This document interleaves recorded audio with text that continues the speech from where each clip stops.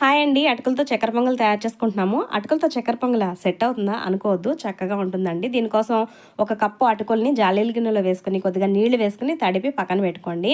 ఇప్పుడు స్టవ్ మీద ప్యాన్ పెట్టుకుని పావు కప్పు పెసరపప్పు వేసుకుని 2 నిమిషాల పాటు వేయించుకుని 2 సార్లు కడిగేసి నీళ్లు వేసి పప్పుని మెత్తగా అయ్యేంత వరకు ఉడికించుకోండి. ఇలా పలుకు లేకుండా మెత్తగా ఉడికితే సరిపోతుంది.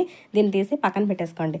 ఇప్పుడు ప్యాన్లోకి కొద్దిగా నెయ్యి వేసుకుని డ్రై ఫ్రూట్స్ వేసి వేయించుకోండి. ఎండు కొబ్బరి ముక్కలు, జీడిపప్పు, బాదం పప్పు, కిస్మిస్ వేసి వేయించుకుని వీటిని కూడా పక్కన పెట్టేసుకోండి.